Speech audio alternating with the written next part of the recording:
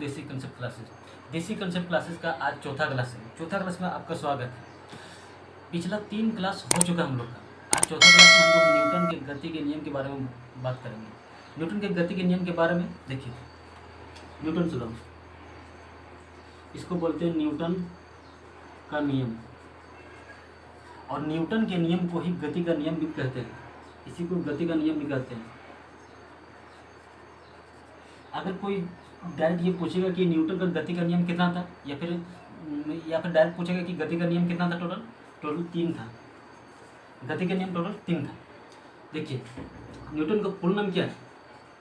Sir Isaac Newton. कभी कभी Newton का फुल नाम भी पूछ लेता है, ठीक है। Sir Isaac Newton. Sir Isaac Newton ने 1687 में एक बुक प्रकाशित किया। क्या? प्रिंसिपिया नामक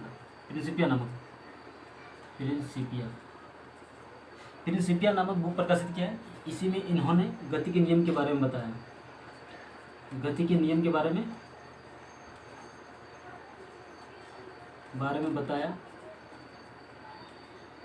और इनके सम्मान के लिए उसको न्यूटन का लॉ कहा गया, और इसी को गति के नियम को ही न्यूटन का लॉ कहा गया। न्यूटन का लॉ कहा गया समझ लीजिए। न्यूटन का नियम को ही गति का नियम कहते हैं। गति का नियम या फिर न्यूटन का नियम टोटल 3 है। सर आइजैक न्यूटन का फुल नाम है सर आइजैक न्यूटन। 1687 ईस्वी में प्रिंसिपिया नामक एक बुक प्रकाशित किया, और उस बुक में ही गति के नियम के बारे में बताया, और लोगों ने इनके सम्मान के लिए उस गति के नियम को न्यूटन से लॉ कह दिया, ठीक है। तो देखिए, पहला नियम के बारे में जानते हैं। पहला नियम क्या हो गया? पहला नियम को बोलते हैं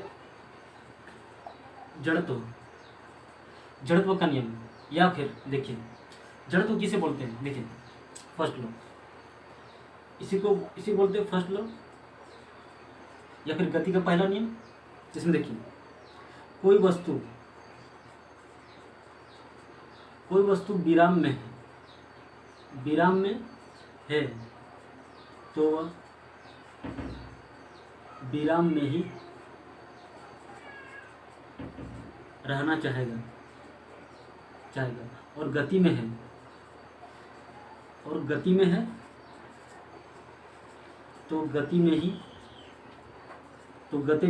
में ही रहना चाहेगा।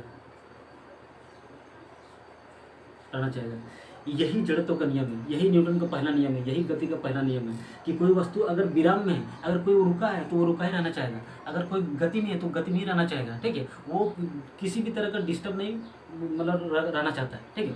यही न्यूटन का पहला नियम है, जड़त्व का नियम। देखिए, इतना देख लीजिए, फिर इसको मिटा लेते हैं, जगह क्लियर हो जाएगा।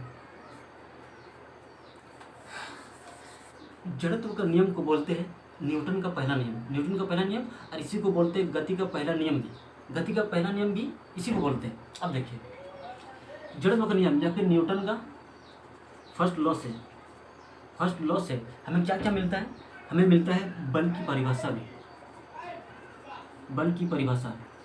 इससे हमें बल की परिभाषा भी मिलती है, ठीक है। डायरेक्ट बोलता है कि बल की परिभाषा न्यूटन के कौन से नियम या फिर गति के कौन से नियम से हमें मिलती है। तो न्यूटन के या फिर गति के पहला नियम से हमें बल की परिभाषा मिलती है, ठीक है। तो बल क्या है? बल वो कारक है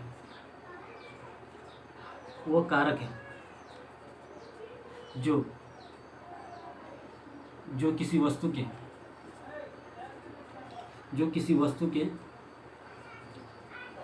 विराम या गति की स्थिति को परिवर्तित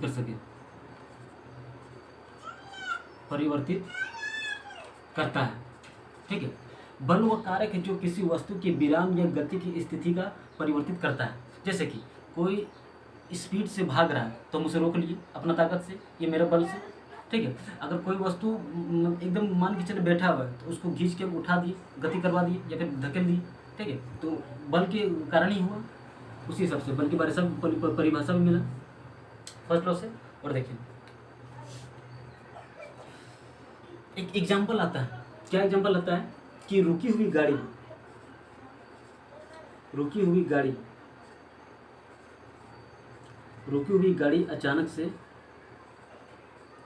अचानक चलती है तो यात्री पीछे की ओर तो यात्री पीछे की ओर तो यात्री पीछे की ओर झुक जाता है। रुकी हुई गाड़ी अचानक चलती है तो यात्री पीछे की ओर झुक जाता है। ये कौन सा नियम ये कौन से नियम के कारण होता है, किसके कारण होता है? तो ये न्यूटन के फर्स्ट लॉ के कारण होता है। न्यूटन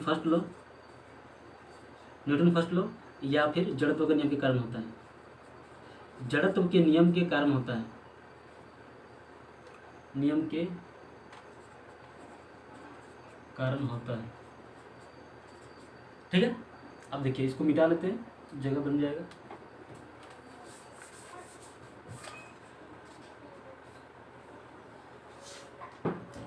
अभी हम लोगों ने बात किया कि रुकी हुई गाड़ी अचानक से चलती है तो यात्री पीछे की ओर झुक जाता है।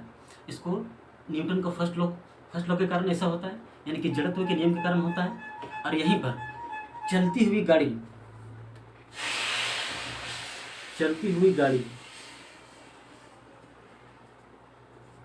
अचानक से रुके तो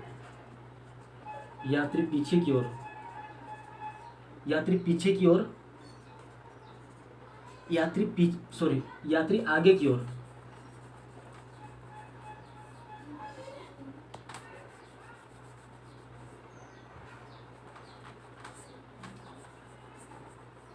चलती हुई गाड़ी अचानक से रुके तो यात्री आगे की ओर चला जाता है। ठीक है, यात्री आगे की ओर झुक जाता है, आगे की ओर झुकता है। ये भी जड़त्व के नियम का उदाहरण है।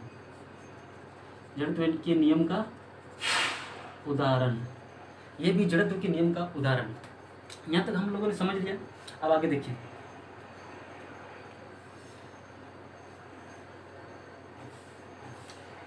न्यूटन का फर्स्ट लॉ यानी कि जड़त्व के नियम से हमें बल की परिभाषा भी पता चला। अब देखिए निकालो तो इसको।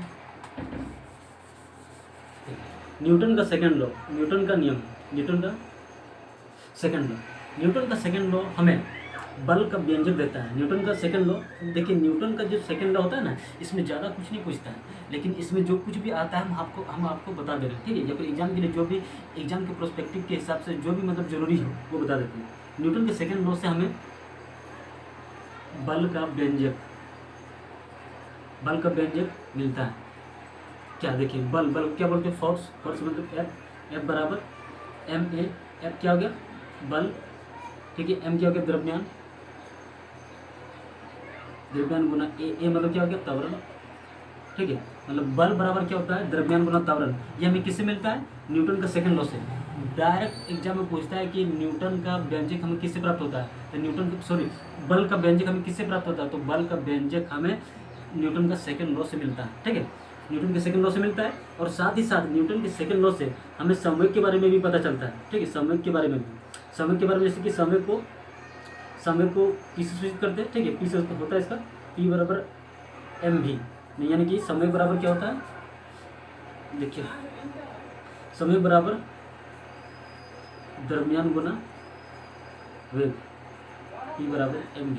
ये भी हमें न्यूटन का सेकंड लॉ से पता चलता है। ठीक है, इतना देख लीजिए, ये दोनों ही चीज़ बहुत ही ज़्यादा इम्पोर्टेंट है। और न्यूटन के सेकंड लॉ से जैसे कि इसका भी एक एग्जांपल होता है। जैसे कि कोई क्रिकेट प्लेयर तेज़ी से आता हुआ बॉल उसको कैच करना है तो वो अपना हाथ थोड़ा पीछे की ओर लाता है, या फिर मान के चलो हमको कोई जगह पर छलांग लगाना है तो बहुत दूरी से दौड़ के आते हैं और क्या बोलते हैं, छलांग लगाते हैं। इसको किस लिए? क्योंकि संवेग प्राप्त करने के लिए, मोमेंटम प्राप्त करने के लिए। ठीक है, उसी तरह इसका एग्जांपल भी लिख लेते हैं। क्रिकेट खिलाड़ी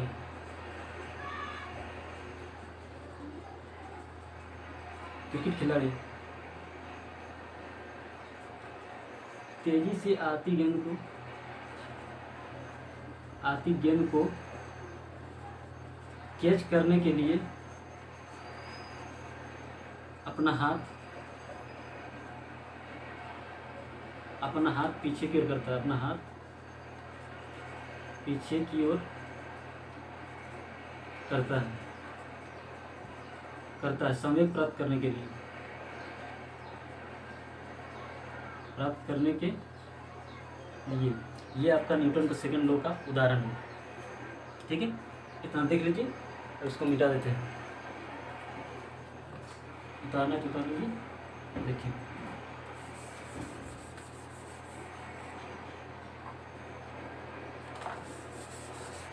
न्यूटन का थर्ड लॉ,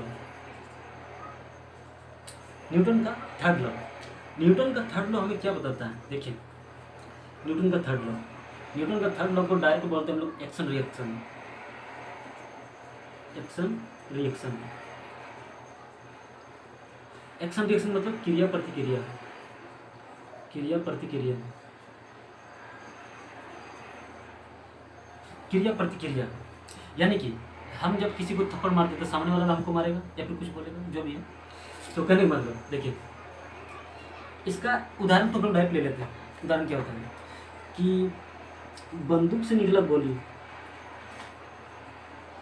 बंदूक से निकला गोली,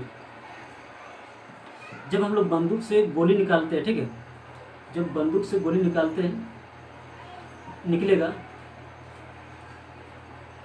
बंदूक से निकलेगा गोली, तो जो आदमी मतलब गोली चलाएगा, ठीक है, वो थोड़ा पीछे की ओर उसको झटका लगता है, तो बंदूक चलाने वाले को, बंदूक चलाने वाले को पीछे की ओर झटका लगता है,